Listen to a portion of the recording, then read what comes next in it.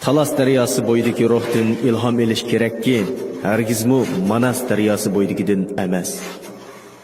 Ular Xitoylarni Sharq Turkistondan boshlab qo'g'lab, Saddiqinning ichiga tiqvatgan edi.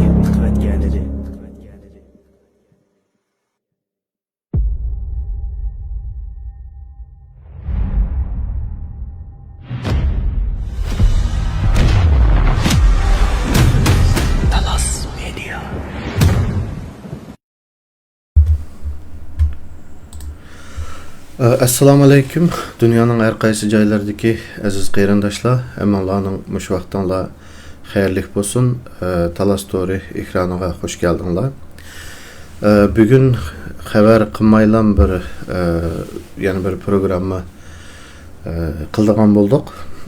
Asli bu programmani mushu xalqaro hozirgi navbatdagi xalqaro vaziyat to'g'riliq programma bir analiz programmasi bo'lsa degan takliflar kilovatqili bir haftadek bo'lib qolgan.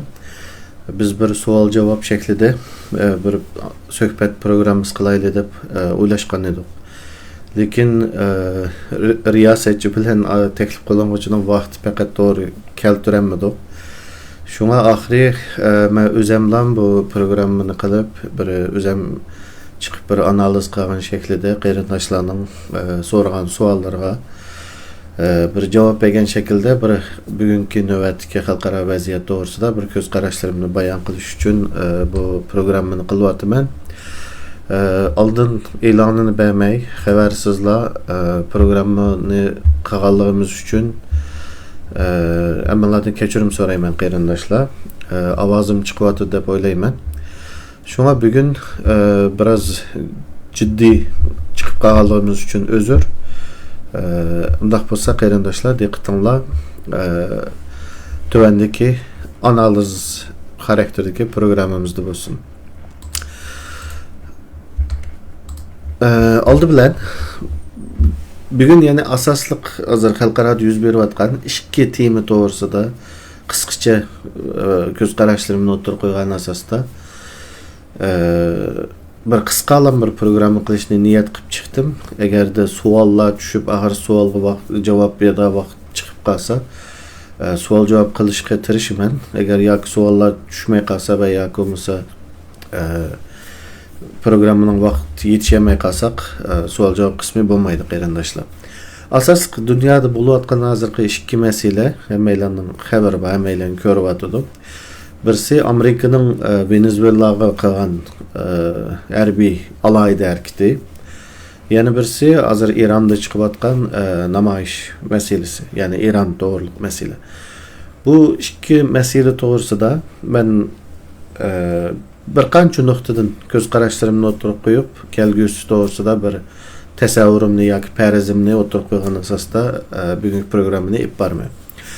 Oldi bilan Venezuela. Venezuela'da amelerinin haberi var. Maduro nimisini, hükümetini nimi deb qarab, yani gayri meşru degan şekilde qarab, Venezuela'nın prezidenti Maduro'ni bir kechada tükchar bilan kirib, Amerika askarlari ilib ketdi, yani neutral til deganda ilib ketdi. Ve Amerika'da bunu Amerika zehre kirganligi to'g'risida sotlaydiganligini e'lon qildi.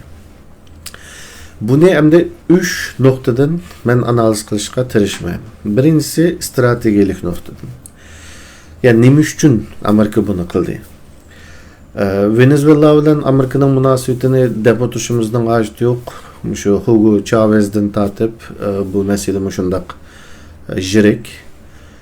Venezuela Şərq blokuga, yani Xitay, Rusiya blokuga yakın Amerika'ya karşı meydanda turup gelgili 30 neçə yıl, 40 yıl oldu. Onundan keyin Amerika bu qitim bu hareketini qildi. Ama bundan burun bilishimiz kerak olan bir nokta var. Amerika bu tunji qitim emas Venezuela'nın prezidentini ilib ketishga temshilish yoki o'rnidan tushirishga bundan burun mu temshelgan? 2002 yılı buluş gerek. Hugo Chavez bu vaqtida Venezuela'nın ichida harbiy o'zgarish qo'zg'ab, Amerika Hugo Chavez'ni qo'lga oldi. Ama o vaqtda Hugo Chavez naiti xalq arasida mashhur bo'lganligi uchun, xalqning kambag'allarning olig'i yetgan Venezuelaning diktatorosimi gerçi xalqning olig'i yetgan odam bo'lg'achqa xalq tog'lardan tushib motolar bilan Chavez'ni turmada tutib to'g'ayaga berib, askarlarga qarshi namoyish qilib, Chavez'ni ilib chiqib ketgan. Yani Amerika'nın harbiy o'zgarishi, Venezuela prezidentini yiqitadigan harbiy o'zgarish mag'lub bo'lgan bir ish va 2002-yil. Ama Maduro degan Chavez'den keyin o Chavez rak olup öldü. Onun o'rniga chiqqan bu Maduro o Chavez'dek xalq arasida dangliq emas. Undaq mashhur emas ve xalq yaxshi ko'rgan rahbar emas.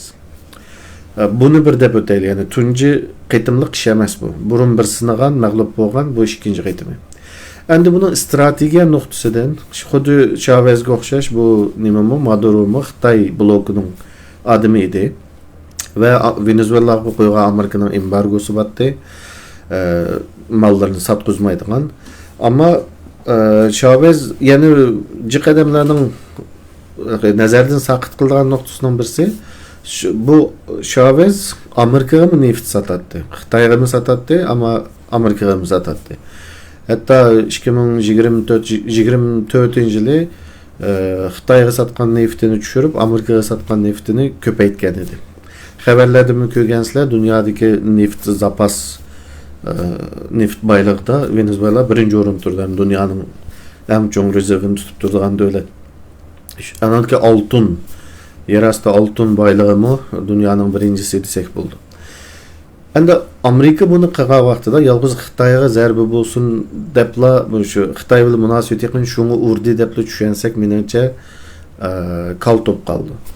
Çünkü şu yaqinning yağı, yaqinning yağı deganim o'tgan bir yilning yağı. Amerikaning strategik tarix yoki chekinish shaklida burunqi Monroe doktrinidagi bir narsa bor. Shuningga qaytish to'g'risida jiq analizchilar shuni so'zlab kelgan. Ya'ni Monroe doktrini boshdan oyoq so'zlab yursam uzrab ketadi, lekin qisqaldi desam, Amerika davlat qurilib keyin g'arb kengayib Kaliforniya degan shtatlarni nimadan Meksikadan tatib olib kengaygan vaqtida oldinda Amerika davlatiga kengaygan bo'lsa, bugungi Amerika territoriyasiga, undan keyin bir doktrin o'tirib qo'ydi shu vaqtdagi prezidenti Monroe degan prezident.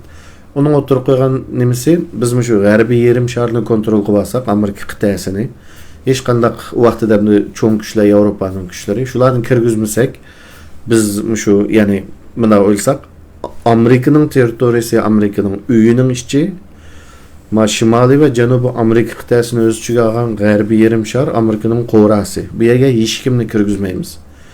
Ondan keyin teshig'i chiqib urushimiz degan shaklda bir doktrin o'tirib qo'ygan ve shu Şimali ve Janubi Amerika'dan Yevropa kuchlarini birdan qo'g'lab chiqargan Amerika. Shuni endi yer shariviy kengaygan Amerika bugun bazı tadqiqotchilarning deyish o'tirib qo'yishida bular shu g'arbiy yarim sharga chekinadi degan narsani o'tirib qo'yib kelyotgan uzun yillar bo'ldi. Bunun ehtimolligimi batdi, hozir shunga ulab so'zlashimiz kerak bo'ladi bu masalani. Ya'ni Shimoliy va Janubiy Amerikani o'z ichiga olgan g'arbiy yarim sharda boshqa hech kimni kirgizmasdan bu yerdagi barliq strategik, geopolitik meselelerde Amerika'nın hegemoniyasi ostida tutuş, Amerika'nın 1820'lerdeki nimasi edi doktrin.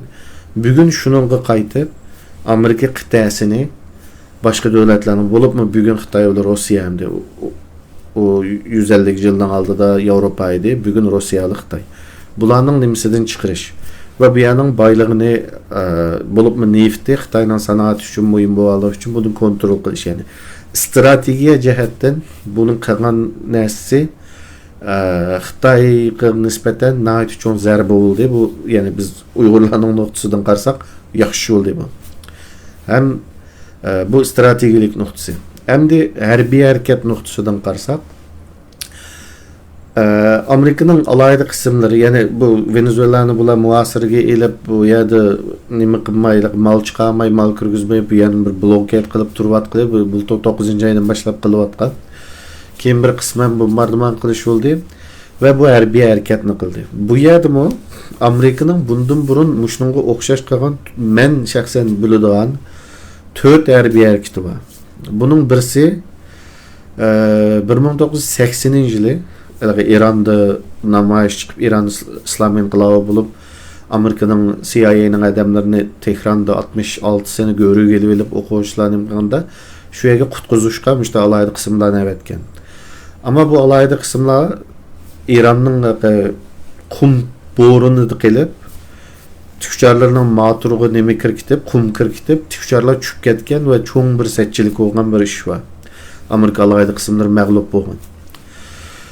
Onun diken g'alaba qilgan birisi var 89-yili Panama'nın prezidenti, şu bugünkü Maduro'ga o'xshash Panama'nın prezidentini mi? Şundaq tükçar bilan ama vaqtida Panama Amerika askarlariga hujum qilgan, yani urush e'lon qilgan bir ish oldi da. Ondan keyin Amerikaning u yerga kirib, oxirsida u Panama'nın prezidenti Vatikanning elchixonasiga kirib olib katolik cherkovi chiqqanini keyin bu Amerikaliklarning aytib chin ovozda rock muzikalarni qo'yib 24 soat elchixonni uxlatmay degandek beshini og'irtib oxiri u taslim bo'lgan. Yani Panama'ning sözde prezident diktatorini Amerikaga akitib jazolagan bir ish var. Bu g'alaba qilgan ish. Ondan yana bir mag'lub bo'lgan ish var. 93-yili Somaliyada işte Amerikaning alayda qismlarining tükçarlari tushib ketib, bu yerda nihoyat cho'ng setçilik bo'lgan, yani Amerika alayda qismlari uchun onun filmini mi ishladi ko'rganlar bo'lishi mumkin. Shunga men biladigan ikki qitim mag'lub bo'lgan İran bilan Somaliya, ikki qitim g'alaba qilgan Panama bilan bu Venezuela 4 alayda hareketi vardı. Ama harbiy harakat jihatdan mening izlanganim, mening ko'rishimda Maduro'ni ishchidan satdi. Maduro'ning o'zining generallari, o'zining adamlari ishchidan satgan ahvol bor. Unda bo'lmasa bu harakat bu tariqada bundaq natijalanmaydi deb qarayman.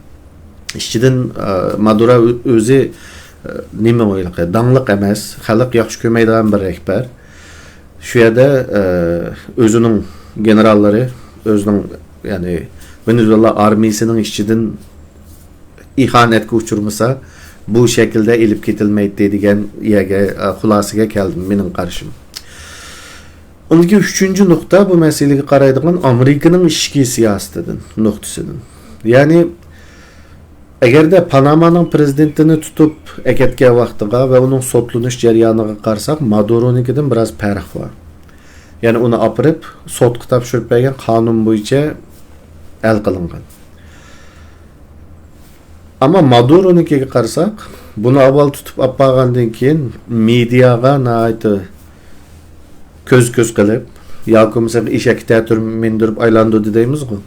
New York'ның ko'chasida Venezuela'nın prezidentini mashinalarning eshigini echib etib, xalqqa sazoyi qilib elib minishida bu ichki siyosatda Trump uchun kerak bir narsa. Yani bu bir show.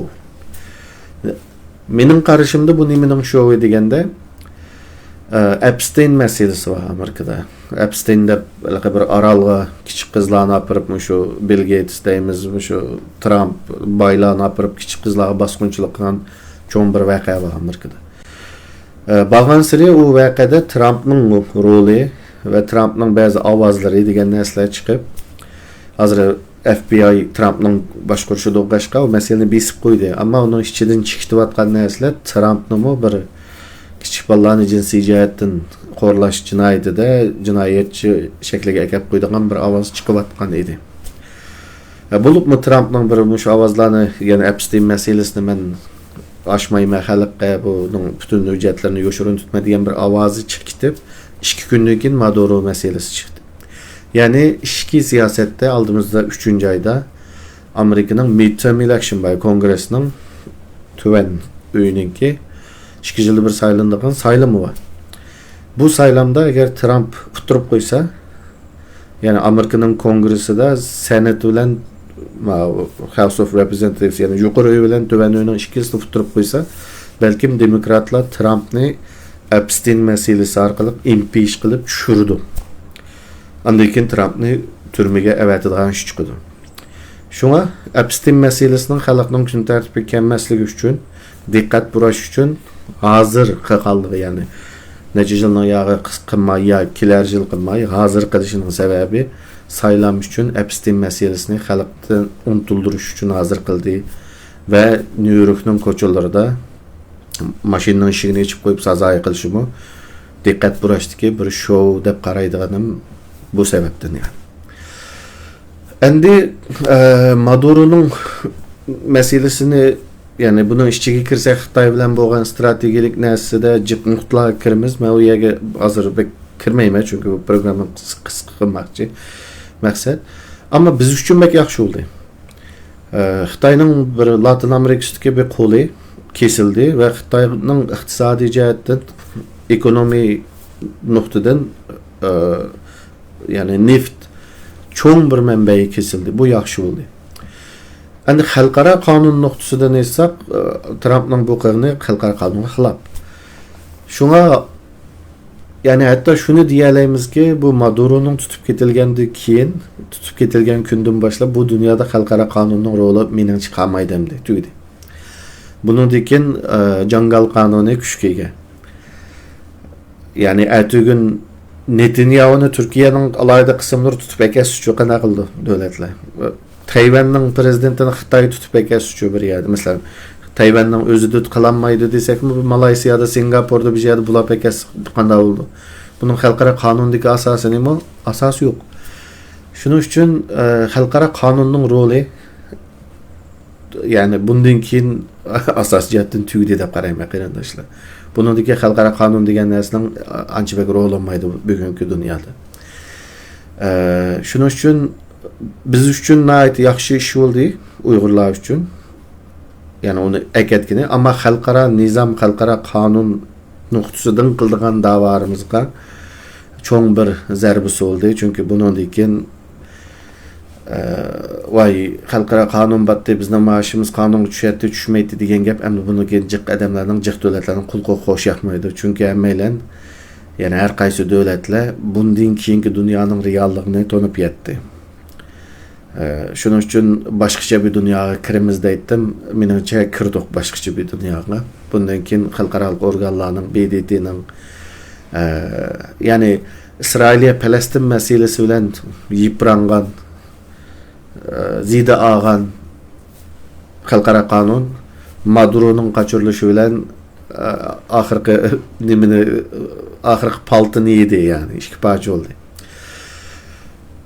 Şunun için bu endi Maduro meselesinin mening her qaysi nuqtalardan qaraydiganim ve neticesi süptide Uyg'urlar foydali oldu ama xalqaro qonunni bir tarafga itibatdi deb qarayman.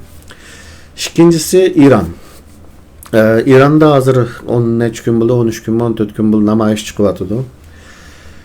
İranlıklar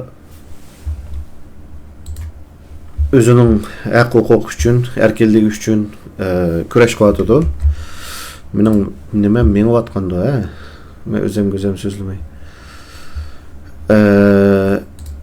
Şunun için meyada bir qeyrinishimiz bir inkas yazıptım. Hani köyüç görüp kaldım. Xalqaro qonunga cho'qim rioya qildigan deydigan gap yo'q. Amal qilish kerak deb barishgan. Mau nimani Facebook'ni ko'yicha kommentini o'qidimda ashdan bir tegib o'tib ketay.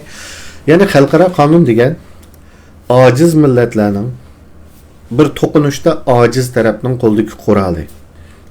Aciz taraf xalqaro qonunga uygun qilib davasını qilgan vaqtida dunyodagi xalqlardan qo'llashga erishdi. Bu yumshoq kuchni oshirdi. Kuchlik davlatlar xalqaro qonunga tushsa agar o'zining qilmoqchi bo'lgan ishi uni voydab qiladi. Xalqaro qonunga tushmisimi ya tashqi siyosat jihatdan ya ichki siyosat jihatdan qistilib qolsa bugungi Trumpga o'xshash u vaqtida qilaverdi. Mening çatığım nima deydi? Ama işinin komedisi o'xshash ishni bulunun mesela Rusya Zelenskiyni bulab kelsa, voy xalqaro qonunga xilof bo'ldi deb Amerika birinchi bo'lib Donbassni chilib chiqdi. Ya'ni cho'ng davlatlarning qo'lida xalqaro qonun bir o'yinchoq. O'zining ishiga kelsa Donbass chaladi, kelmasa tiqib qo'ydi. Demokratiya, inson haqlari shunday. Lekin kichik, ojiz taraflar uchun xalqaro qonun eng cho'ng yumshoq kuch. Mesela İsrailiya Palestin meselesi de Palestin tarafından işletkini xalqaro qonunlar ve ulu bisim mi uçuk aşkara qirg'inchilik bo'lib ketgan vaqtida xalqaro qonunning asoslanib qilgan davoni yoritadigan besimig'imi sal qarashga bo'lmaydi. U mujih narsalarni to'xtata oladi. Ammo maqetimqi Trumpning ishi bu cho'ng zarba bo'ldi xalqaro qonun uchun. Endi İran meselesi keladi. İranliklar o'zining beshida bir qancha tijoratchining iqtisodiy vayronchilik chidamay başlagan namoyishi boshqa turga aylanib ketdi. Bu yerda birinchisi İranning iqtisodiy krizisi, ya'ni Amerikaning qo'ygan embargosi sababli İranning neftini sotilmasligi, texnologiya import qilinmasligi degandek nurg'un sabablardan İran Amerikaning va Yevropaning embargosi ostida. Ya'ni bu davlat embargo bilan kambag'allashtirilayotgan davlat. Venezuela mushuti. Endi bu iqtisodiy jihatdagi ham albatta uning shiki molla rejimining, Shia molla rejimining qo'ymachiligi, parxo'rligi, nepotizmni nima deydi, ahbab chavush munosabati o'zining tuqqanlariga ish beradigan degandek. Bu zlama hamiz qo'shilib İranning iqtisodiy nayati cho'kib ketyapti. Pulimi paxallashib bir yerga bordi. Shuning uchun xalqning uningga qarshi isyon ko'tarishi nayati normal narsa. Ve xalq isyon ko'tardi, ondan keyin ya'ni iqtisodiy ahvolga qarta ko'tarilgan namoyish boshqa tur ilib hozir İran hukumatiga yoki İran rejimiga qarshi bir namoyishga o'zgardi. Bunday namoyishlar jiq chiqqan. 2009 bizning Urumchi qirg'inchiligi bo'lgan yillardami İrandami o'xshash chiqqan, ammo hammasi bostirib etildi hozirgacha. Chunki buning asosiy sababi İran rejimida bir yemirlish, bir chak ketish ko'rinish kerak. O ko'rinmay turib bunday namoyishlar chiqsa, uni bostirib o'tadi. Endi oldin qitimda İsrailning qilgan hujumida ve bir narsa degandim, ya'ni İran rejimining bo'libmi inqilobiy muhofizatchilar qo'shinining qanchalik ojizlaydiganiga bog'liq. Shuni sinaydi İsrailga degandim. Meningcha hozirgi namoyishning ahvoliga qaragandimi ojizlagandek emas. Chunki beshida Amerikaliklarning bir qancha xatolik o'tkazish uchun İranning molla rejimi bu namoyishni bostirmay qarab turdi. Ondan keyin mening nazarimda Amerikaliklar xatolikni o'tkazdi. O'tkazgandan keyin İranliklar bu nimani xalqni bostirishga boshladi. Agar bek cho'ng o'zgarish bo'lmasa, yana qalliq bostirib o'tamdikin deb o'ylayman. Chunki eng muhim masala shu. Rejimning chok ketmay bunday turishining eng muhim turishidagi eng muhim masala nima deganda İran qarshilik harakatining boshsiz bo'lishi, rahbarsiz bo'lishi. Buning beshida bir adam bo'lib, kelinlar biz bunday birlashimiz, İran devleti mandak demokratik bir devlet buludu deydigan bir siyasi figur, bir siyasi şahs bo'lmaganligi uchun İran xalqi namoyish qilib chiqqan vaqtida uni bostirishga qaror berdigan generallar o'tib ketadigan yana bir taraf bo'lmag'ashqa davomli bostirilib ketadi. Ya'ni bir namoyish chiqqan vaqtida uni xalq uni o'rvatmaydi hukumatni. Generallar o'rvatadi. Bir namoyish chiqqan vaqtida oldi bilan qurolli saqchilar bostirdi. Qurolli saqchilarni bostiranma yana namoyish meni versa ish armiyaga qoladi. Generallar maydonga chiqqan vaqtida, ya'ni chiqishi uchun generallarning hokimiyat, bo'libmi diktator hokimiyatlar generallarni semiz tutadi. Masalan, Venezuelada 2400 general var, general pahalchilik etdi. Yani hamma adamni general qilib uningga pulni berib ashta tutmasa Maduro o'tiranmaydi u yerda. 2400, yani Turkiyada bir 100 necha general bo'lishi mumkin, Amerikada 100 necha general bo'lishi mumkin, Venezuelada 2400 general var ekanda. Shunga o'xshash, yani diktatorlarning eng asosiy tutilgan narsa xalqni osh qo'yib, xalqdan elib generallarga berdi. Generallarni boyitdi. Mana bu shundoq xalq isyon ko'targan vaqtda generallarning o'zini qovdish uchun. Qachonki bir diktator generallarni baqanmagan vaqtida yoki rozi qilinmagan vaqtida generallar diktatorni tushirdi. Shu bir dangliq kitob bor. O kitobda shundoq deydi, diktatorlarni xalq tushirmaydi, aşqagan generallar uçurdu. Şunun üçün hazır İran'ınki generallarını beqiş ahvalı yaman emas, yani xeyli obdan semiz tutuqluq. Şunun üçün bu generallarning İran rejimini setişi üçün özünü, yani bir tarafga özünü assa, o xalqning oldida rahbar bo'lib ko'rinalaydigan va hokimiyatni qo'liga olgandan keyin bu generallarni semizligini o'riqlatib etmasdan baqalaydigan yana bir o'qituvchi rahbarning yo'qligi İranning eng cho'ng talaysizligi. Mesela hazır bu Amerika'daki Pahlavi ailesinin nimisi var. Pahlavi ailesinin kocak nimisi. Yani Amerika'da bir Pahlavi ailesinin bir varisi var. Ben İran'ı itekleyime o bu dep çıkıp bilmelerini sözlep yürüyordu. Ama bu ben kendi digentim bu İran'ın Pahlavi ailesinden çıkan en nanqipi ameliyattı bu. Bunun İran'da hiç qanday karşılığı yok. Yani halkның söygüsü yok. Şuna ameliyatta bu Amerika'daki bu Pahlavi ailesinin, ya bunu azraq toxtuluşum gerek. Yani bu Pahlavi ailesi degen Selçuklardan tatip İran'ın 1000 yıl Türkler başqodu dedik ya. Keyin 1920 yıllarga kelganda İngilizlar bu Türk hanedan ailesini tüyütüp Muşu aileni çıkardı. Bular haqiqiy Fars ailesi yani. 1000 yıldan keyin Farslarning İranni qayta boshqarishi boshlangan Muşu ailede var. Yani o Amerika'dakining buğusidan boshlangan. Bularning ailesi o kadar zalimdi ki, o kadar diktatördi ki, bugünkü İran Molla rejimini bu zalim diktatör Pahlavi ailesinden qutulaylı kim bolsa meyli deb İran'ın solçuları, sosyalistleri, demokratları bugünkü Molla rejimini qo'llagan. Yani o kadar nefretlenetdi bu Pahlavi ailesi. Ahirisi bunun dadısının zamanında o kadar bir terör devleti olan ki İran. Şu istihbarat, sakçı degan ma'rifga hajlagan pulidan sakçıga hajlaydigan puli jiqib ketganda bir davlatlar to'g'risida, Romaniya to'g'risida dokladlar bo'ladi. Shunga o'xshash İranmi o'zining xalqidan o kadar qo'rqadigan bir zolim podshohlik edi. Shuning uchun xalq isyon ko'tarib buning dadisi Amerikaga qochgan. Endi bu chiqib men İran'a andak mandak desa, o İran xalqini albatta g'arbda cho'ng bo'lgan ancha muncha tok eronlikdan boshqa İranning ichidagi xalqda buningga qo'llash yo'q. Yana bir masala Fars faşizmi deydigan bir narsa var.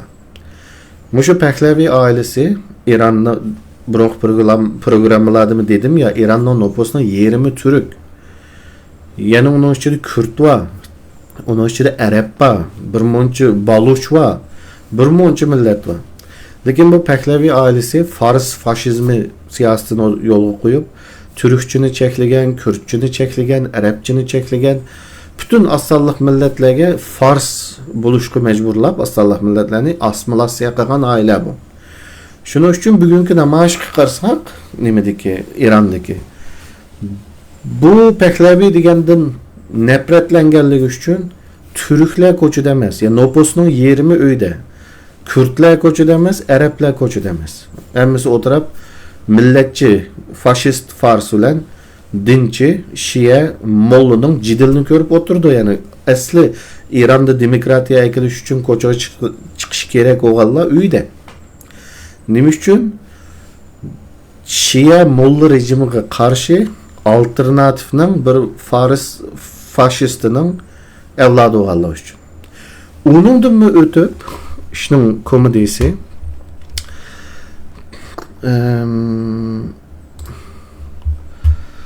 ben ne göster şunu ko'ringlar qarindoshlar. Yani bu Pahlavining Amerikadagi bu İranlik xon jamiyatining, shoh jamiyatining avlodining qizi bulto 2025-yilda Yahudi bir tijoratchi bilan to'y qildi. Bu xabari yani. Bunda bir o'ylab boqaylik. Bugun Osmanlı ailesinden bir şahzadı çıktı. Şahzadı Mehmet deyli. Fransa'dan çıktı. Bu bugünkü Türkiye'ye ben qaytıp berip ben padişahlık tüzümü Osmanlı hanedanını qaytırıp gelemen dedi. Ya Osmanlı hanedanı diktatör emasdi de Ma Pehlevi onu beter diktatör yani bu. Yani Şahzade Mehmet men qaytıp berip taxtga chiqmay xalqim meni qabul qilinglar degan bir Şahzade Mehmet chiqsa ve bu Şahzade Mehmet'nin kızı bir Yahudi ticaretçi yol to'y qilgan bo'lsa, Türkiye'de deyli bir xalq namoyish qilib chiqqan bo'lsa bizga erkinlik deb, u xalq bu Şahzadeni qabul qilamdi. Yani o Şahzadening varisining dadisi Yahudi bo'ladi. Yani Osmanlı ailesini bugün tirildirib kelsak, o Şahzadening qizi Yahudi bo'lib to'y qilgan bo'lsa, Osmanlı bu Şahzade padişah olib o'lgandan keyin onun eğer oğlu başka oğlu bo'lmasa, taxtga chiqadigan dadisi Yahudi birisi chiqadi. Bununla Türk namoyish qilayotgan Türkler ma'qul demdi sizlarcha. Bo'ldi biz qizini Yahudiga bergan Şahzade qaytib kelsin demdi sizlarcha. Eğer de onda Türkler onu demese İranlıklar demdi o. İranlıklar nevresi yani nevresini Yahudiden tapkan bir han cemiyetinin adamları bizge kelip şah olsun demdi o İran cemiyeti. İran'daki Türkler, İran'daki Farslar, dindarlar. Yani bu İran'ın demokratiyalışıga en çok yani tehdit mana bu. Pehlevi degan bu kalva nanqipe yani. Mening arzu qildiğim Amerika'nın veya ki başka hiç kimning sırtıdan aralashmasdan İran'dan çıkan bir demokrat bir şahsının İran molla rejimini örüp İran'a demokratiya keltirişi. Bu yani insaniyet üçün mü paydalık, İran halkı üçün mü paydalık, Uygurlar üçün mü paydalık. Xitayning en çok dostu demokratiyaga göçse hazırkıdek Xitayning ketmenini çapmaydı. Ama mesele İran'ın Pehlevi ailesine yani İran halkı nefretlenadigan, İran'daki Farslar zalim diktatör deb nefretlenadigan, İran'daki Türkler, Kürtler, Araplar Fars faşisti deb nefretlenadigan bu ailenin kızını Yahudi olup to'y qilgan bu Şahzadesining chiqib İran'daki namoyish mevhum bo'lyapti deyishi İran'daki molla rejimining xotirjam o'q chiqarishiga yo'l qo'yib turdi. Çünkü ular deydi, yani muşunu saqlab o'tgan muşu kalva bilan yana birisini ben yani aql tutulması de o kalva emas çünkü bu da gösterdiği adamım. Amerika'dan bunun çıkıp her qitim çıkıp İran molla rejimi ketiş gerek o bu diye vaqtida İran'daki mollalarga bu nayeti paydalık. Qaranglar xalqim. Bak koçuğu elbette İran'da tinchlik namoyish qilayotgan odamlar qarşısına İran istihbarati kirib o'zi qo'ydi o'tni. Buni Xitoy mi qiladi, Amerika mi qildi, emas qiladi istihbarotlar. O'tni o'zi qo'ydi, biz yani o'zi portlatdi, hatta masjiddan 34 masjidga o't qo'yibdi. Buni qilgan İran istihbarotining o'zining odamlari ekanligini bilamiz hammamiz. Ondan keyin nima deydi? Qaranglar, Amerika'nın qo'chqi qizini Yahudiga bergan go'y chiqib buni qo'llaydi. Bu Amerika'ning CIA'ning o'yini. Şunun için biz bununla o'q chiqarsak bo'ladi deydi. Tuyuqsizlar İran'daki nurg'un molla rejimini qo'llab turgan, ko'chada bo'layotgan qirg'inchilikqa ovozini chiqarmay turganlar 10 parcha chiqadimiz. Ularga yana birsini ko'rsatdi. Yana Amerikaliklarning maqataligini ko'ringlar.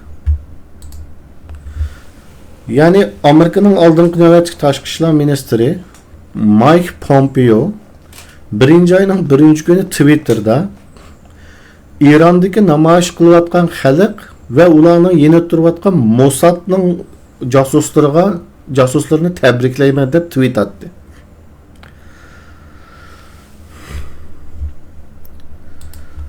Yani Amerika'nın burungi tashqi ishlar ministri deydi ki bugün İran'da bo'layotgan ishni İsrailning istihbaroti Mossad qildi ve men ularni tabriklayman deydi.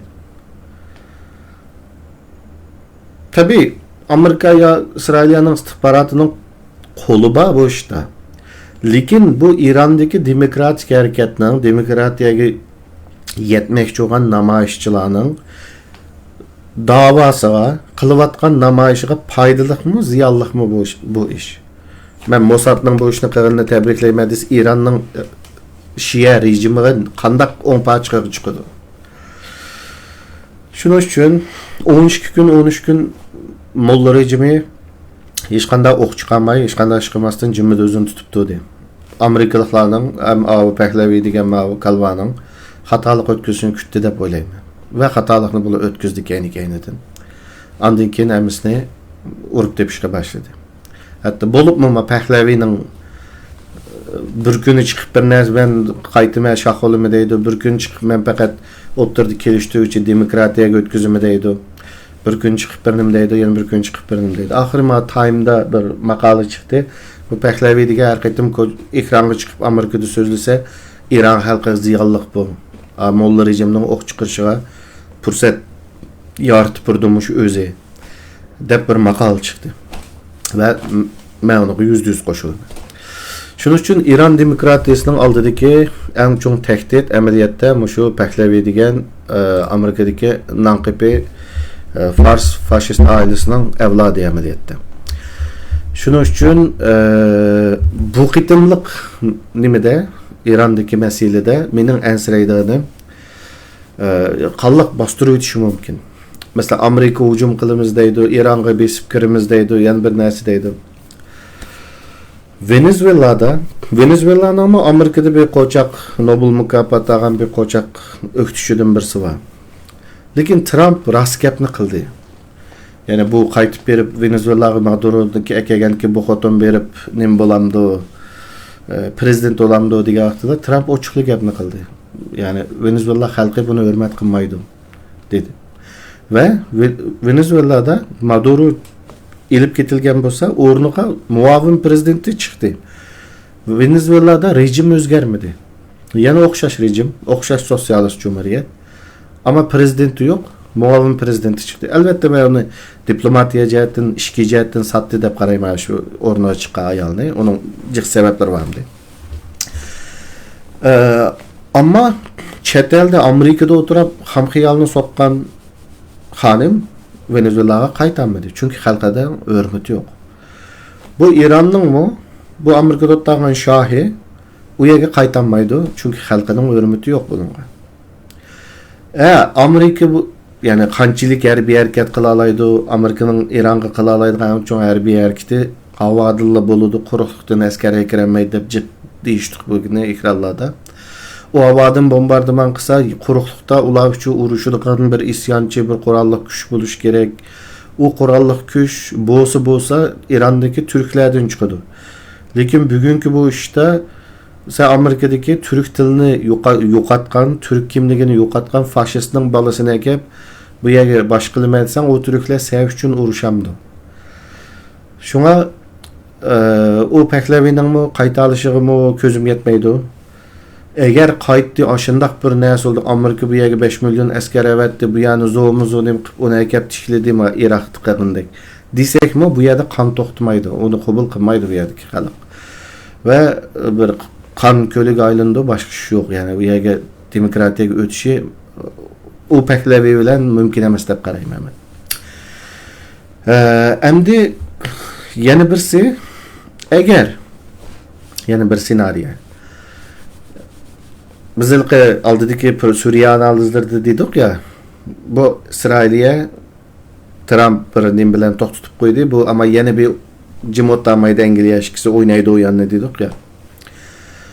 Eğer de İsrail'ninki Angliya bilan birga İran'ni hozir men degan nuqtalardanmi yomon chiqib, Türklerini, İran'daki Türklerini ishlatmasdan, u yerdagi Kürtlarni ishlatmasdan, hech kim ishlatmasdan İran'ni bir nimalarni qilib bir ajoyib bir sehriy kuch bilan parchalavassa deyli. Ya'ni Suriye analizimizda degan. İran'ning parchalanishida Türkiye uchun ham tahdid va ham xatar va. Tahdid, yani avval nima ham fursat va ham xatar va tahdid va. Fursat bu yerda 35 milyonga yaqin Türk var. Ayrım bir devlet ya ki Azerbaycan qo'shilib ketadi eğer parchalanishi ehtimoli olsa. Tahdid mevcut degandek bu yerda Kurdistondan yana bir parchasi chiqadi. Ama ben bu qitim İran'ning yiqilishini ancha ishonmayman. Chunki eng muhim narsa hatta birisi yengib bu yana urush qilib apasimi, mana men chiqdim deydigan siyosiy rahbar, xalq qo'llagan siyosiy rahbar, Amerikadagi amigo bo'lsa, o natay. Şunun üçün İran'dan bir öktüçü, haqiqiy demokratik bir öktüçü güçnün çıqqan günügece bu İran halkının bu zulümni çekidigini afsus muşta çekidi yani. Suriye'dimi, O'rta Sharqdimi çekkeniga o'xshash, u yana begunoh xalq chekkeniga o'xshash. Şunun üçün mening qarashim shu. Endi Xitoy uchun bek cho'ng munozir bo'layotgan temaning birisi shu. Xitoy uchun bu İranning hozirgi ahvolga tushishi foydalimi, ziyonlimi deganni ajoyib talash tartishib xalqaro munosabatchilar. Ya'ni agar bu rejim yiqilib tushsa, albatta Xitoyga ziyonli. Ama bu rejim yiqilib tushmay, yana lengil taqtaq olib, yana Amerika kirsa, yana Amerika o'zining nimasini, energiyasini, o'zining ham moddalarini, o'zining resurslarini bu yerga yana isrof qilsa, yana petib qolsa, shu vaqtda Xitoy foydali bo'ladi bu ish. Şunun üçün hazır çoğun talaş tartış qılıvatıdı. Bunun ahirisi qanday olsa Xitoyga foydali, qanday olsa Amerikaga foydali deb. Ve Amerikanın hazırgacha retorik şu var yani. Onu öldürsen biz hücum qilamiz, bunda qilsang biz hücum qilamiz degenden başqa hareketini ko'rmadik. Eğer hareket qisimi yana shu havodan bombardıman qilib qaytadi. U quruqlikda bir narsa kirmasa İranning rejimining yiqilishi qanchalik mumkin? O çoğun sual. Çünkü bayatın deganimdek öktüçü, rehbersiz yani başsız öktüçüler İran rejiminin ufpırışı ve İran'daki generallarının bu rejimini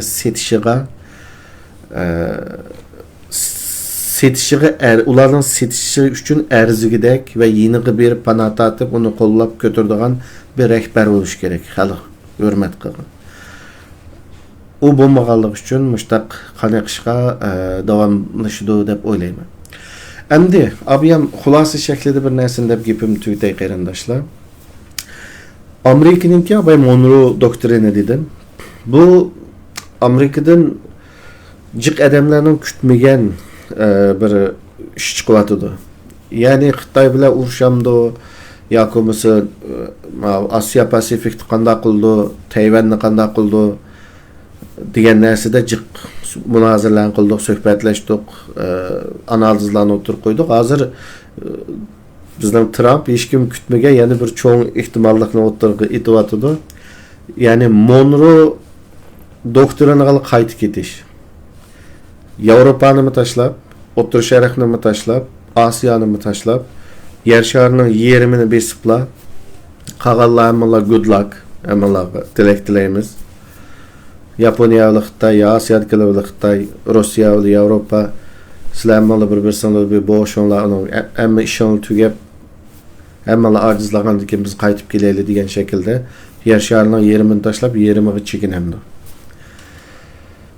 Hozir Trumpning bu Monroe'ni hozir Donroe deb oldi, Donald Trumpning qilib, hozir unimi o'tirg'i qo'yayotgan nurg'un tadqiqotchilar bor. Qani oldimizda ko'ramiz yani. Ya Amerika bir qadam keyniga biz deylik ya 4 xil ehtimollik bor. Ya Xitoy o'rlab chiqmay turib cho'kadi. Ya Amerika cho'kadi. Yani yasharni yerimidan taraydi. Ya bo'lmasa bir cho'ng urush chiqadi, ya bo'lmasa Amerika Xitoyni tinish o'tkazadi aldı. Mush to'rtining birisi bo'ldi. Ko'rimiz qani oldimizda. Endi Amerikaning yana bir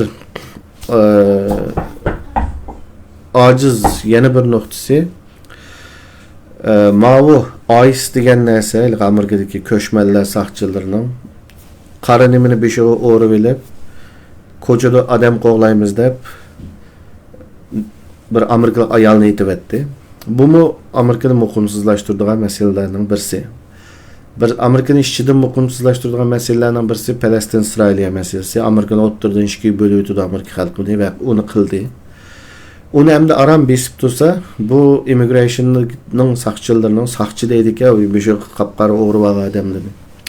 Dünyada hech qanday yerda senin vizan qini, sen bu yerda o'tiramsan, sen qonunliqmi deydigan adam o'zining yuz ko'zini o'rib olmaydi. O'zining yuz ko'zini o'rib Afrikadami bunday ish yo'qchimi? Ne Yevropa, ne Osiyo, ne Afrika hech yerda bunday ish yo'q. Xitoydami bunday ish yo'q. Yani bizning oldiga kelib sen men kimligimni chiqar deydigan Xitoyning chiroyi çok yüz ko'zini o'rg'lanmaydi. Şunun için bu Amerika'daki bu immigration sakçılarının Amerika'nın işçide yaratkan ensizligi, yalğız köşmelliğe gelemez, kanunsuz köşmelliğe gelemez, kanunluk köşmelliğe mi ve Amerika halkı mı, Amerika fuqaraları mı? Yaratkan bu ensizligi ahırsı da Amerika'nın mukumsuzlaştırdı. Hazır mesela şehirlik ve ştat yani Amerika'nın siyaseti devlet sistemisi de armiye federal hükümetki qaraydı. FBI federal sakçı federal hükümetki qaraydı. Ama ştatlık sakçı ştat başlığının buyruk alıdı. Şehirlik sakçı şehir başlığı işleydi. Şehir başlığının buyruk aldı. Endi National Guard dep näsi var? Muşa qaysi ştatlağı yerleşken armiya, bula federalga qaramdı, ştatga qaramdı, bu 100 yıllık cidel Amerikada. Birden prezident çıkıp deydi, bizden kol astımızda deydi, ştat başlığı çıkıp bizden kol astımızda deydi. O ştatlık armiyalarının kim taraf tuturduğunu vaqtga qarab özgürdü Amerikada. Şuna hazır bu AIS degan narsaning immigration saqchilarining hech qanday markasi yo'q, hech qanday belgisi yo'q, mashinalardan sakrab tushib yuz ko'zi qara odamlarni bulab etmayishi jiq shaharlardagi saqchi qismlarining shtatlik saqchilarning noroziligini qo'zg'amoqda. Ya'ni bizning shaharimizga bosh ko'zni o'g'rib olgan birlar kelib adam tutadiganға bular kim o deb hozir shtatlar bularni Amerika Trump'ның bandit armiyasi deb atashga boshladi. Bo'libmi demokrat shtatlar. Ve saqchilar, saqchi boshliqlari shaharlik va shtatlik ular chiqib deyishga boshladi. Agar bular kelib bizning shaharni qalayimqon qilsa, biz qo'lga olamiz deyishga boshladi. Ya'ni Amerikaning shtat va shahar saqchilari federal ko'chmanlar saqchisiga qarshi keldigan. Bu mu Amerikani muqimsizlashtirdigan, Amerikaning qurilmasini buzadigan ishlar. Amaliyotda bu ko'chmay yotganmiz, ko'chmayni tutib apirimiz deganmi, mening qarshimda bu 3-oydagi saylam uchun bir show. Bu rast qanunsuz ko'chmanni tutib qaytiradigan ish emas. Ya'ni rast qanunsuz ko'chmanni tutib qaytirishning yo'li bu bo'lmaydi boshqa. Yani Amerikadagi qanunsuz ko'chmanlar nima uchun Amerikaga bordi odamlar? Birsi jinini qutqizish uchun qochib bordi.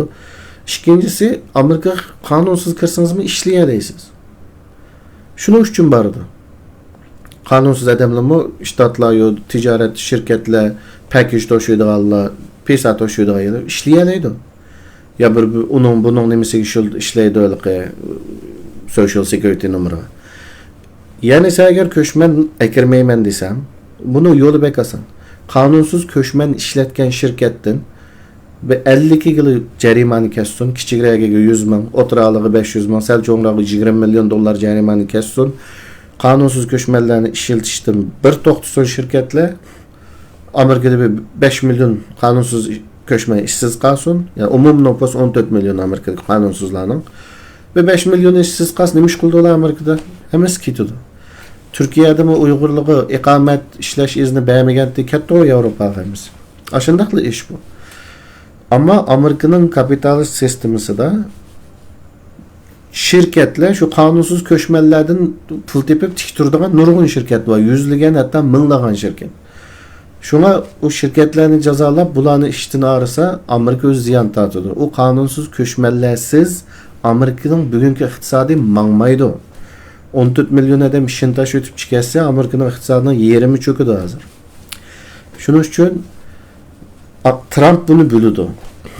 Yani kanunsuz köşmeller çıkarsa Amerika'nın iktisadının makçayıp kaldığını bölüdü.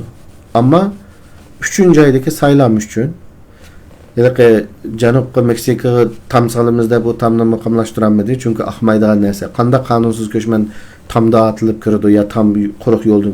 Yani ötekiden kirmemde akıp kola. Bu tam ne mi işleydi? O tamını aktıranmagan diken hazır koçulumunda adam tutup kaytırdık da saylamda demokratlar tutup ketmeslik üçün Trump olsa Amerika'nı yaxşı tutudik edeydiğe aktarlık 10. Hristiyan aktarlıklı var dindar. Uluğumu bir günü qarmaskılıqlı kelib ulunumu söylep mağağa vaxtıda ulumundan keyin düşünüdü onu. Ama hazır özü kemi geçken yaxşı kuvvatı dep oylaydı. Siyaset üçün 3. aydaki saylam üçün şov ya Maduro'nun New York'ta işigine bir devletinin prezidentini koçu çögületkeni bu mu şov? siyaset üçün, saylamda tutuş üçün.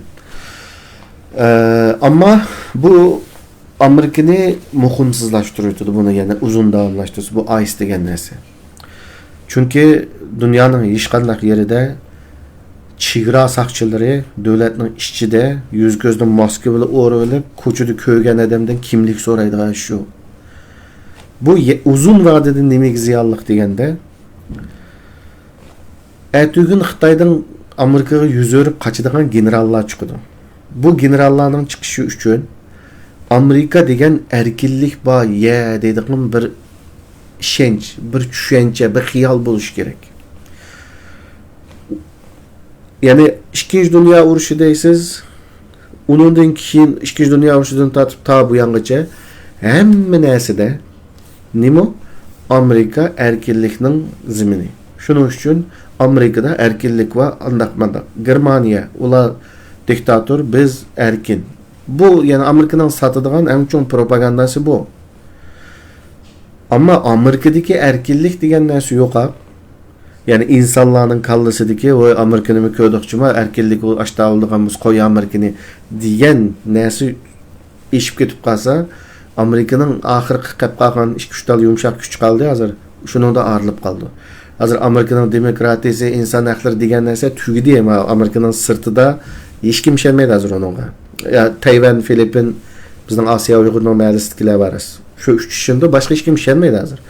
Ama Amerika'nın işçi de mu Amerika degen erkillikning zimini deydigan narsa çökep ketip kalsa ertügün Xitayni setip Amerika tarafga ötüdigan generallarning soni azlab ketadi.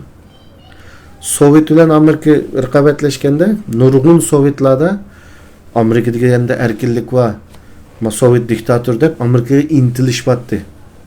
Sovetning jasuslari da olsun, generallar da olsun bir Amerika pasportu üçün satatdi Sovetni. Ama bugünkü gün kelgen vaqtida Amerika'nın koçullarida senin terang sal qararak turdu, senin aksenting şiven Amerika'nınki okşumatıdı, çıkarasan kimligini deydiğe halığı geldi Amerika. Bu uzun vadede Amerika üçün pek paydasız neyse. Yani taşqi cihetki yumuşak gücü tügüdü Amerika'nın hazır. Ama işki cihetki yani Amerika'nın işçi de erkillik. Şinemsizler qarindaşlar Amerika'nın belki de statistikasını bilmeyim ama özümden Amerika'dan çıkıtan bağa vaxtımdaki ve Amerika topluluk okugan kögellerim topluluğunda ben şunu diyeleyim. Amerika'nın belgilik bir persenti belki %20, %30 noposi dünyada fakat Amerika'da erkillik var dep oylaydı.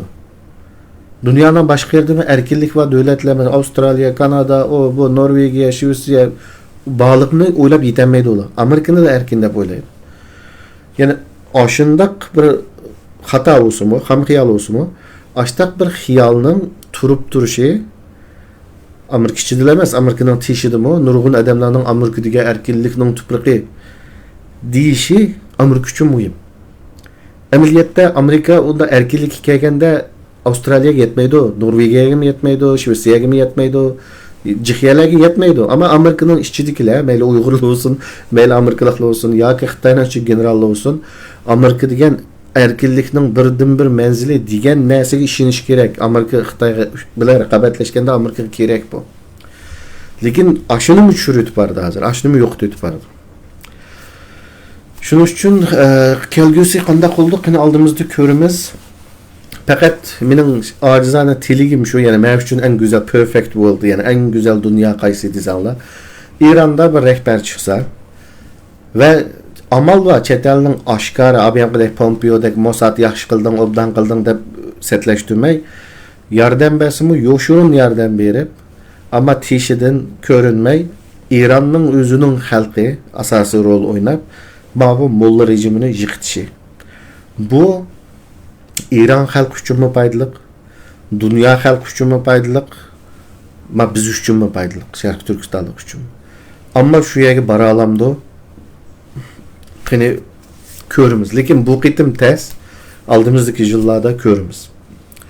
Ama İran demokratiyaleşmezden, İran parçalanıp ketip kalsa, ne aldı dediğimdek, Türkiye özüge dikkat kılış gerek. Türkiye özüge dikkat kılmasa bu da nöbet Türkiye'ye gidiyordu. Şuna qarindaşlar, ben endi suallar düştümü qarab baqay. İran parçalanıp ketemdi depti. Onu hazır baldır qarinişim bir nesi deyiş. Aldığımızda körümüz. Ha, Greenland doğru. Iceland doğruluk nima o? Iceland doğruluk sual çıktı, bu mu yaxşı düştü. Yani Iceland mı, Greenland mı? Şu her bir yerim şardaki stratejiyanın içinde. Trump'ın çıkıp yani Iceland bizning boludu degeni o quruq gap. Fakat boludigan narsa, yani qanday deymiz? Xalısang berib o prezidentni tutib kel. Xalısang berib Greenlandga askar chiqarib u yerni al. Yani Daniya mı NATO'nun a'zosi, Amerika mı NATO'nun a'zosi. Agar Greenlandda ikki NATO'nun devleti bir-birisiga askar chiqarib bir-birisiga uchrashsa, NATO nim bo'ldi? Yani NATO'nun rolü Amerika'nın ta'siri yetmaydigan yerlarga NATO bilan kuchlanadi yani. Öz aciz yerler, Asya'da, Pasifik'ta, Japonya'da bile degandek. Şunun için o yerga askar chiqarmaydi. En güzel senaryo, en chiroyli senaryo, yani mümkün bo'lish ehtimoli bo'lsa, ma bo'lamiki degan ehtimollik Daniyadan seti bilishi Amerika'nın. Greenlandni. 20 milyar dollarma teklif sundu deydi o. Daniya yo'q deydi o. Yani en güzel ihtimallik bu. Ama o bardık, astık, kestik, 100 bin askerini çıkardık, bu yer bizden buldu. Deyiş için hatta o Greenlandlıklarının bir bilet taşlap referandum Amerika koşluk etimiz deyiş için Amerika özünün salametlik suğurtusunu ıslah kılış gerek. Ve Daniya'nın koldu tutsa o yerdeki Greenlandlıklarda haksız suğurtu var. Amerika'da olsa suğurtu nait kıymet, suğurtusu yok edem çerkanalığı yatkızıp koydu, yani Xudayım yardım kısın sana deydiğen devlet o. Yani liberal kapitalizm, hatta vahşi kapitalizm uçuşudu bu yerleri. Yani Greenlandlıklar özünün salametlik suğurtusunda oylap bolsa mı Amerika'dan Daniya'nın koldu tuğunu yaxşı bular. Özünün menfaatini oylasa. Yani cık neslerde Amerikalık olgandan Daniyalık olgunu yaxşı.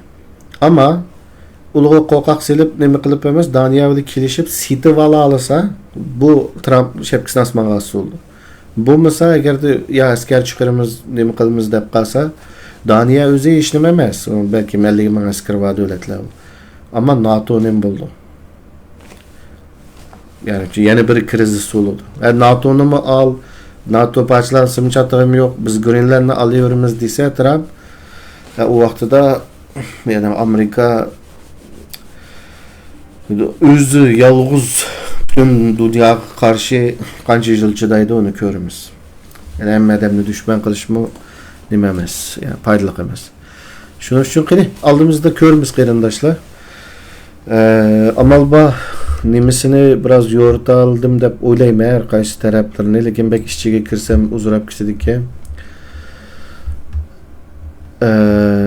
Şuna qarindaşlarım kança minut buldu ben köremey kaldım. 1 saat vaqt boptu. Onda qo'sa qarindaşlar, bugünkü söhbətim yoki analizim müşahigichi bo'lsin. Hammalar ko'rishguncha aman bo'linglar qarindaşlar. Manas daryosi bo'yidagi taslimiyatchilikdan emas, Talas daryosi bo'yidagi jasoratdan ilhom olaylik. Ko'rishguncha aman bo'linglar.